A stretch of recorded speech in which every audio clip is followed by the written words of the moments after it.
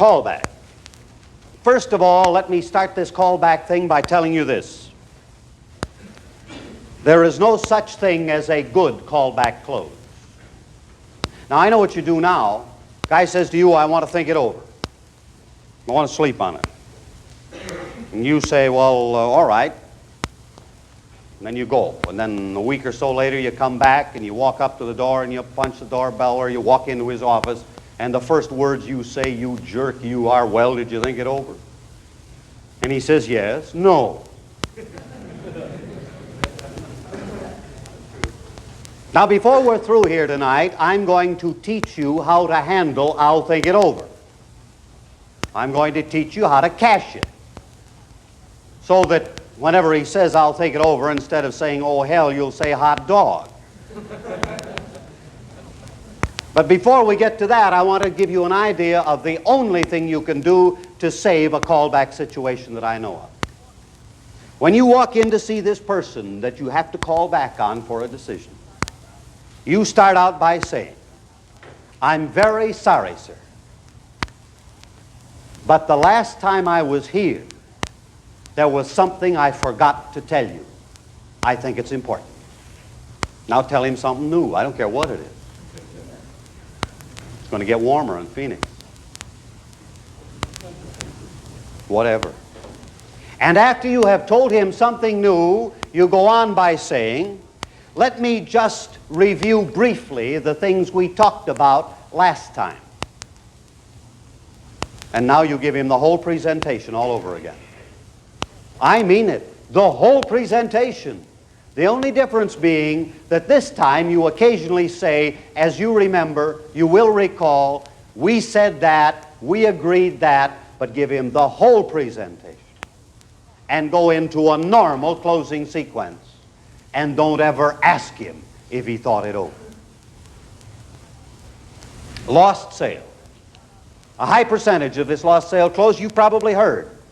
Because for endless years, sales trainers have stood on platforms just like this and have trained part of this lost sale close. It was theoretically perfect. Only one problem. Didn't work. Salesman after salesman get real enthused. He'd go bouncing out. That's a dandy. And he'd die with it. I was in this booby trap. You love to talk about it because it's one of those things that's perfect theoretically. One time I had a salesman who was a whole lot smarter than I was. He took this lost sale close and he put a switch into it that made it work. Old hat. And it works. With the switch. This is the close to be used when you've lost it. This is to be used when everything else you've tried has failed. He's red in the face, his fists clenched, or you ran out of steam and quit. This is old hat. Pack up. And as you get to the door, stop, hesitate, turn around. This is still old stuff. Then you say, pardon me, sir. I wonder if you'd help me for a moment. Old stuff, old theory. It didn't work, but it's old theory. Here comes the switch. The salesman developed it. Before I go on, this is part of the close. May I apologize to you for being so inept a salesman. You see, if I had been able to make you feel the way I feel about, for example, this home, you would have owned it now. Your children would be planning to play in this backyard, out of the dirt. Your wife would have been anticipating this wonderful kitchen. But your children aren't going to have this yard to play in. Your wife is going to keep on working in that old kitchen and cleaning that old home. And I want you to know that I know that it's all my fault. And I'm truly sorry. That's the switch. Now we go back to old hat. As you can see, I have to make my living this way, just so I don't make the same mistake again. Would you mind telling me what I did that was wrong? Boy, they'd tell this boy. And he'd say, "Oh, didn't I cover that?" Boom. And he was right back in. Now, everything about this is old hat except the apology. Let me ask you something. Did you ever apologize for not making a sale? Let me tell you something. If there's a need for your product and the purchasing capacity is there, and if they didn't buy it, it is your fault, nobody else's. Don't go around blaming stupid prospects. This is the fault of stupid salesmen. If they have a need or desire, if they qualify, and if they don't buy, it's your fault, not theirs. And you ought to apologize. And by the way, this works. But let me tell you something. When you use this apology, you better mean it. If you're at all cute about it, they'll toss you out in your ear. But if when you apologize to them for being so inept a salesman, if you mean it, and you should mean it, if you apologize with sincerity, you'll find this lost sale close gets you sale. Secondary question. A great good friend of mine who was once a salesman of mine selling an intangible business service. Toughest product in the world to sell. Tougher than insurance, tougher than advertising. The toughest of all the intangibles is business service. He used to use this secondary question close, and he used it magnificently. And he used to use it like this. When he was ready to close, he'd say to a man, "As I see it, sir, the only decision you have to make today is this. Do you want this for the 2 or the 3 year term? By the way, do you want to use your pen or mine?" What did he do? What did he do? Why is this a great close? And this is as great a close as you'll ever hear. What did he do? Let me repeat it. Now, as I see it, sir, the only decision you have to make today is this. Do you want this for the 2 or the 3 year term? By the way, do you want to use your pen or mine? What did he do? I'm sure there was alternative choice there. But that wasn't a simple alternative choice, was it? Here's what he did. He posed the major question. Now, as I see it, sir, the only decision you have to make today is this. Do you want this for the 2 or the 3 year term? But he didn't give the man a chance to decide, did he? He immediately followed it with a minor decision. By the way, do you want to use your pen or mine? Do you realize that when the man made the minor decision, the major decision was carried, wasn't it? Now, this is secondary question closing. You pose the major question. But before they get a chance to answer it, you immediately give them a minor alternative choice. When they make the minor alternate, the major alternate automatically carries. Sharp angle. This you save for that situation. When someone says to you about your product, "Can it do this? Can it do that? Will it do this for me? Will it do that for me?" And now you sharp angling by saying, "Do you want it if it does?" Now remember, you must be able to do it. But in the process of making a sale, you hear this quite often. Someone says to you, well, will it do this? Now you sharp angling. Do you want it if it does, instead of you're simply telling him, "Why, sure, it'll do that." This is what you've done before. Now you sharp angling. Do you want it if it does? Will this cure warts and dandruff? Do you want it if it does? Now, when he agrees that he wants it if it does, you have your sale made upon proof, haven't you? But if you simply go ahead and prove that it does, you have no confirmation and no sale. This is sharp angling. Now I'm going to get into the 2 most important closes probably that we'll have here. Closing on a final objection, and I'll think it over. I've always called these 2 closes my $10,000 combination. Because if you master these two closes, your income will increase by at least $10,000 a year, and I'm not kidding.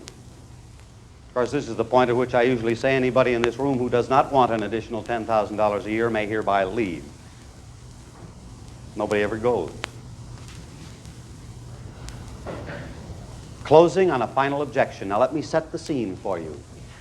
Normally, when you reach for your first close, a man seldom says no. Normally, he gives you an objection. Isn't that right? What do? You answer the objection.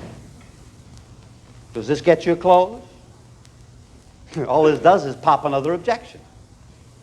Now you get involved in this death knell of salesmen. Can he think up more objections than you can answer, or can you answer more than he can think up? And as fast as you kill one, he pops another. Now, would you like to have a method of taking the first objection that you hear and making it the last one? All right, here's how you do it. Now, I'm going to give you a formula first, and then I'll go back and explain the formula. Step 1, hear him out. Step 2, sell him his objection. Step 3, confirm the objection. Step 4, question it. Step 5, answer it. Step 6, confirm the answer. Step 7 is close it. Now let me tell you how it's done. First of all, as I said, hear him out. Don't make this mistake of salesmen. Hearing 3 words and thinking you know what he's going to say. So you jump in and try and answer this thing that you think he's going to say. Or even if you guessed right, he's going to be irritated. And the odds are you haven't guessed right. So listen to his objection. After you have listened to his objection, you now sell it to him. Here's how you sell him his objection. You expand it, and you look defeated. You've got to look licked. Well, as I understand it, sir, you feel that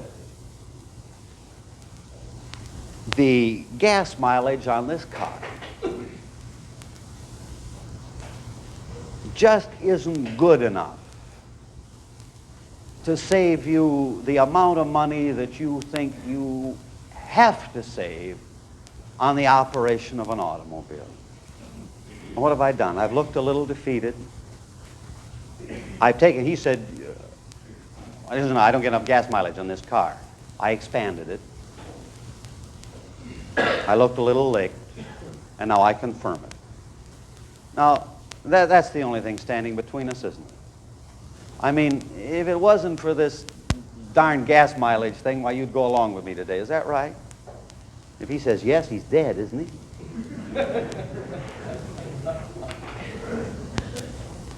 Now, if you look a little bit defeated, he now says yes, because he doesn't want to hurt your feelings.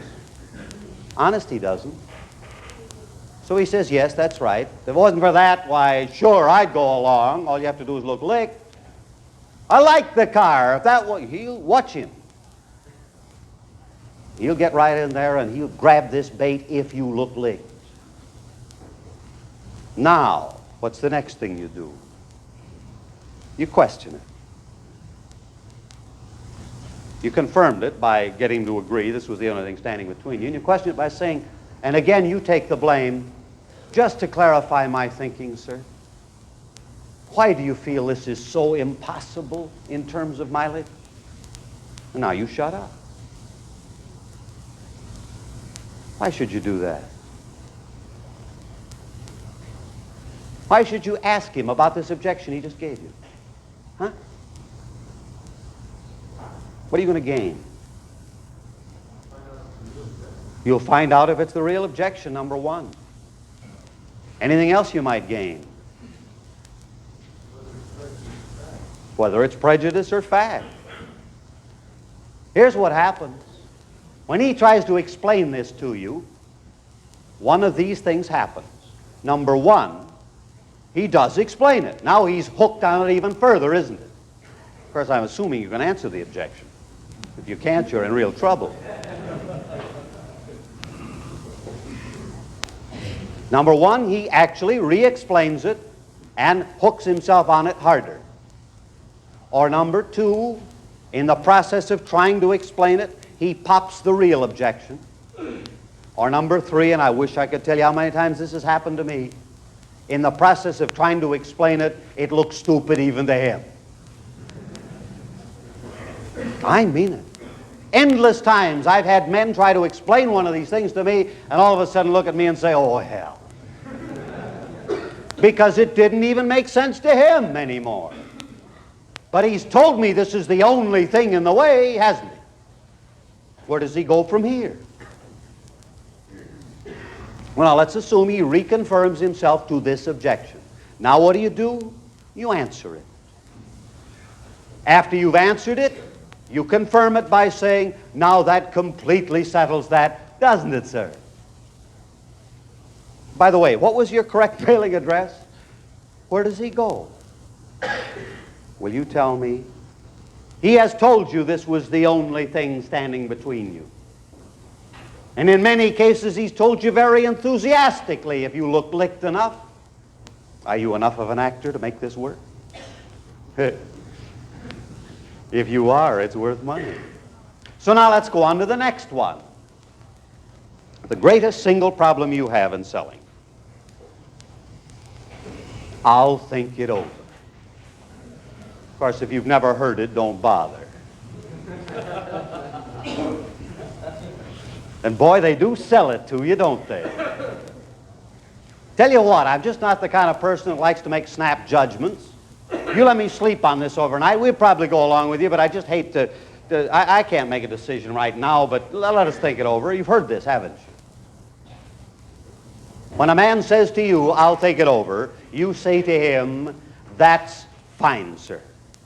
Obviously, you wouldn't take your time thinking this over unless you were really interested, would you? I'm sure you're not telling me this just to get rid of me, so may I assume that you will give it very careful consideration. See, he thinks you're going to let him go. This sounds like it, doesn't it? He thinks, hot dog, this guy's going to let me go.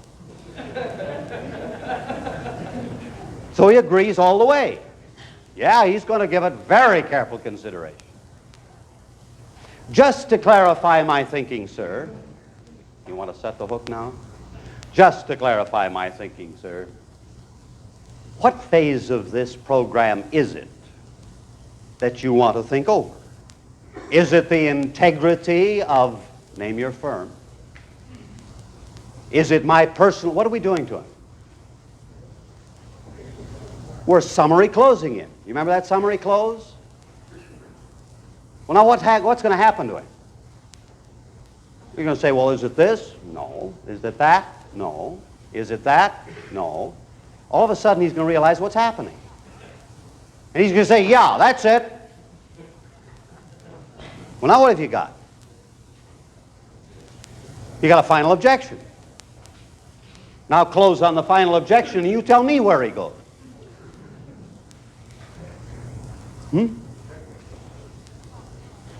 You see, the problem without thinking it over is a very simple problem. There's nothing to get your teeth into.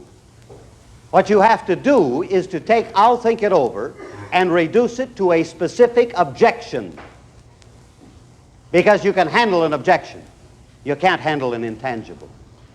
Now, in this I'll think it over close that I just gave you, there is one point where if you stop for breath, you'll blow the whole bit.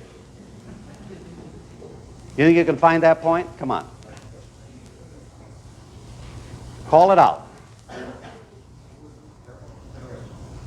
No, careful consideration is not it.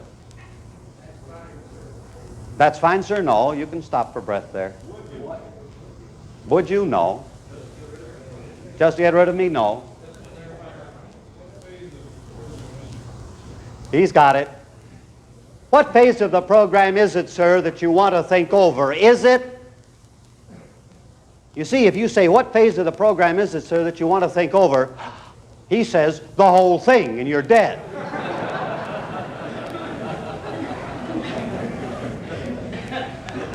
You've got to get into that first is it without stopping for breath.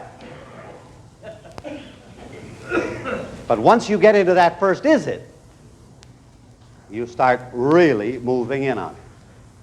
Now that's all. Think it over. And let me tell you, learn to use it. Because I guarantee that if you can use it with skill, when they say, I'll think it over, you'll say, hot dog. I own this one. And now finally, I'm going to try and lead you to cut your own throats. Because I'm going to point out a closing opportunity that has laid in your lap 5 to 10 times a day, every day of your lily-licking lives, and you've muffed it. You've muffed more opportunities to close than you can possibly imagine. I'm going to prove it to you now, simply because you had to talk too much. Did you ever have anyone say to you, for example, can I get it in green? And what do you say? Yeah, you can get it in green, you jerk. Question closing demands that you say, do you want it in green? Now if he says yes, he's bought. Could I get 30-day delivery? You jerk, you say yeah. The smart salesman says, do you want 30-day delivery? Now when he says yes, he's bought. Do you offer a quantity discount? Do you want a quantity discount? Yes, he's bought. Where have you been? How many of these opportunities have faced you every day of your life? It's faced every person in this room. How many times a day do people ask you simple questions like these, and you sit there and open your mouth and tell them yes? Yes, we can do it. Now, where is he confirmed? Where is he bought? You have a size 38? What are you going to say? Do you want a size 38? You have a redhead?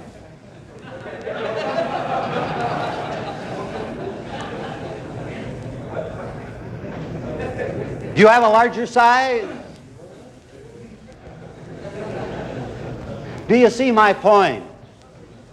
This is something you cannot ignore, and if you will just mentally listen to today, in the process of selling your day's work, I'll bet you can find at least 5 of these opportunities that you muffed today.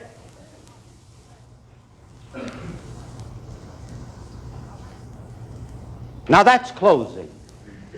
Tonight, with the best of my ability, I've tried to provide you with the most essential single skill you need, the skill of closing. Now what's going to happen? I know. You're going to walk out of here and you're going to talk about this meeting, and we had a few chuckles together and I yelled at you and you'll never forget, shut up. But all but about 4 of the operative salesmen sitting in this room tonight, tomorrow morning are going to say to themselves, well, I'll start doing that next Monday morning. I'll start using some of that stuff Monday, or Tuesday, or Wednesday, or Thursday, or next month, or right after the first of the year. And the minute you say that, you've made the declaration you are and will remain a peon.